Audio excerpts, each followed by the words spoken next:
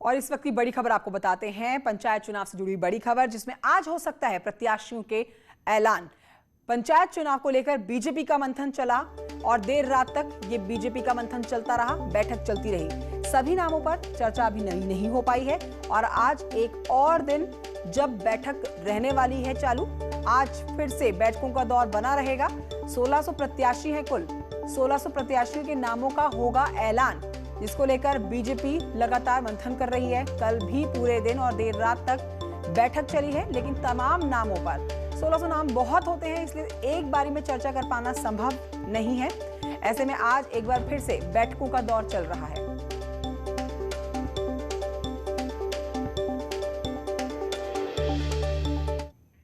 आइए आपको लखनऊ लिए चलते हैं और सुनाते हैं केशव प्रसाद मौर्य जी को। हमारे कई माननीय सांसद यहाँ पर है, मैं सबका नाम लूंगा तो एक समय सीमा है। मैं समझता हूँ कि आप भी सब वरिष्ठ नेताओं को सुनना चाहते हैं और मैं भी अपने माननीय वरिष्ठ नेताओं को ही सुनना चाहता हूँ, जिसमें अड़चन ना आवे, इसलिए मैं कम से कम शब्द में अपनी बात को समाप्त करूँगा। मेरे भाइयों बहनों, लखनऊ वासियों, मैं आप सबके माध्यम से संपूर्ण उत्तर प्रदेश जो आज विकास के पथ पर जिस प्रकार से आगे बढ़ रहा है, 4 साल का कार्यकाल, मैं समझता हूं कि पिछले 15 साल के कार्यकाल पर भारी है। उसी प्रकार से 6 साल केंद्र सरकार का जो लगातार देश के सभी मोर्चों पर ऐतिहासिक काम किया जा रहा है, कोविड जैसी चुनौती, कोरोना जैसी चुनौती का सामना करते हुए और विकास के पथ पर एक कीर्तिमान स्थापित करने का काम किया गया है, तो वह इच्छा शक्ति के बल पर, विजन के बल पर हमारा लक्ष्य है हम अपने देश को, अपने प्रदेश को आगे लेकर के बढ़ें। लेकिन देश और प्रदेश को आगे बढ़ाने के लिए जहां सभी मोर्चों पर काम करना है वो तो करना ही होता है, लेकिन सबसे महत्वपूर्ण मोर्चा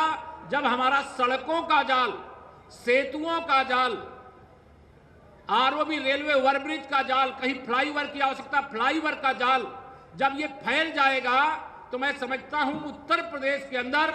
विकास की जो असीम संभावनाएं हैं सभी क्षेत्रों में है, उसकी चर्चा मैं नहीं करूंगा, वह माननीय मुख्यमंत्री जी अभी आप सबके सामने रखेंगे विषय। लेकिन मैं माननीय सड़क परिवहन मंत्री जी मेरे मार्गदर्शक हैं, मेरे अध्यक्ष रहे हैं, जब राष्ट्रीय अध्यक्ष थे माननीय गडकरी जी, उस समय मैं विधायक बना था 2012 में, और जब हमारे माननीय रक्षा मंत्री जी राष्ट्रीय अध्यक्ष थे उस समय में 2014 में सांसद बना था। तो मैं दोनों हमारे बहुत आदरणीय और बहुत ही वरिष्ठतम नेता आज एक साथ मंच पर हैं। मैं आप सबकी ओर से, अपनी ओर से मैंने जो विभागीय समीक्षा करके एक विचार विमर्श में से निष्कर्ष निकला है, यह निवेदन जरूर करता हूं, आपने हमारे प्रदेश के अंदर भी राष्ट्रीय राजमार्गों का जाल बिछाने का काम किया है, लेकिन बहुत जगह आज के दिन इतना ही निवेदन करके मैं अपनी बात पूरी करूंगा कि जो हमारे राष्ट्रीय राजमार्ग बन रहे हैं उनके बीच में बहुत सारे रेलवे ओवरब्रिज आते हैं, बहुत सारे बाईपासेस आते हैं, बहुत सारे नदी सेतु आते हैं। कई बार हम देखते हैं हमारे राष्ट्रीय राजमार्ग बनकर के तैयार हो जाते हैं, लेकिन यह तीनों काम उसी का पार्ट है, वह थोड़ा पिछड़ जाता है। तो मैं आज के दिन उत्तर प्रदेश की 25 करोड़ जनता की ओर से माननीय मंत्री जी से ये निवेदन करता हूं कि उत्तर प्रदेश के अंदर जो हमारे ये काम बहुत सारे चल रहे हैं, अभी मुझे पूरा विश्वास है आप उत्तर प्रदेश को और बहुत कुछ देने वाले हैं, लेकिन उनमें सब जो काम हो रहा है उसमें पहले चरण में बाईपास, आरओबी या नदी सेतु कोई यह पार्ट रहता है कि इसे पहले कर दिया जाए तो मुझे लगता है 50% समस्या उससे समाप्त होगी। जैसे आज आप यहाँ पर जो सौगात देने के लिए आए हैं उसकी चर्चा आप करेंगे, लेकिन इससे कितनी बड़ी राहत है यहाँ पर, उसको मैं समझता हूँ लखनऊ के लोग भली प्रकार से जानते हैं। मैं बहुत बहुत स्वागत करता हुआ, अभिनंदन करता हुआ, सौगात आप सबको मिलने वाली इसकी अग्रिम बधाई देता हुआ अपनी वाणी को विराम देता हूँ। बोलिए जय श्री राम, जय श्री राम। बहुत बहुत धन्यवाद। बहुत बहुत धन्यवाद माननीय। और अब हम माननीय श्री नितिन गडकरी जी, माननीय श्री राजनाथ सिंह जी, माननीय मुख्यमंत्री जी से अनुरोध करेंगे कि बटन दबाकर 280 करोड़ की परियोजनाओं का लोकार्पण और शिलान्यास करें, जिसमें शामिल है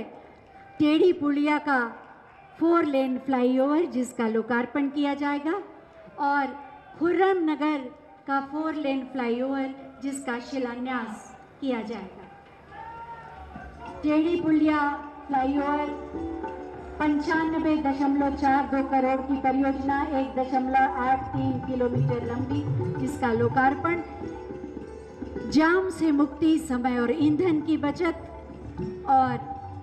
वायु प्रदूषण में भी कमी। एक बार जोरदार तालियां इस उपहार के लिए आपकी कृतज्ञता के साथ। देश के विकास को गति देने के लिए सड़कों का ही निर्माण नहीं बल्कि साथ ही साथ सड़कों के माध्यम से राष्ट्र का निर्माण कर रहे हैं माननीय श्री नितिन